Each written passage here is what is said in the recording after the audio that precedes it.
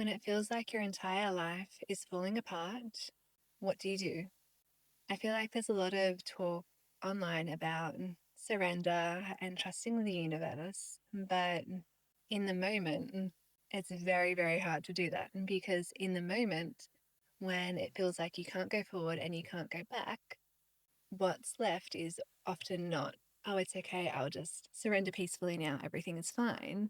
It's almost like in order to first actually surrender and actually trust the universe, you need something to hold on to. But even that something to hold on to has been taken away from you. But yet you're being told to trust, told to surrender. But for what? And I feel like in those moments, it's not a case of automatically surrendering because that's not going to be possible with the state that you're in, which is understandably mostly going to be emotional fear, grief. And in order to actually get to a place where you can think clearly, it's about working through what your body needs to work through, processing what your body needs to process so that you can think clearly again amidst a situation where everything else has been lost and you feel like you have nothing to grasp.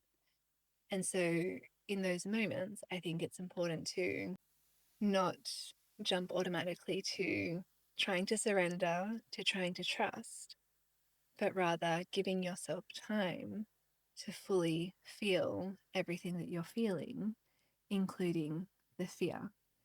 Because only when you've emptied your body and honored your body through feeling everything that is there, can you then be clear enough to actually feel what comes next. And the same goes with the fear. If you try to avoid the fear, if it is there, if you try to rationalize it, analyze it, or talk yourself out of it, you're not actually doing anything with the underlying fear energy. You're almost just trying to push it aside and hope that it goes away, but energy is energy. And so it's just going to reappear later, usually with more force, until you honor it properly. And one of the best ways that I find to actually honor fear, particularly when it's so strong, is to understand that fear is not your enemy. It is not something to run from. It is not something to fear. It is only a protector part of you.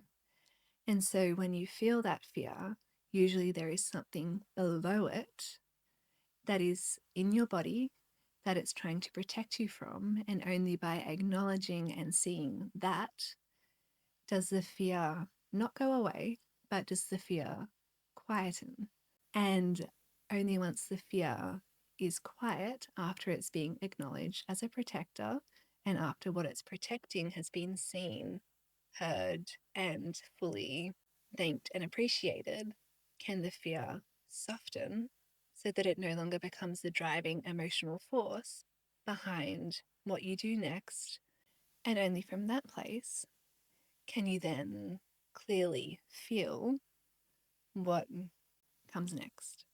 Because surrender is not necessarily just a passive state of waiting. Rather, it's allowing yourself to get to a state where everything has been felt fully, where the fear is no longer the driving force, and where you can feel within yourself what is most aligned as your next course of action. And while it may seem impossible to comprehend at the time when you go through all of this, it's about trusting not that something outside of you will arrive to save you, rather seeing that you are the thing that you are trying to hold on to. It's just you need to get yourself to a state where you can see that.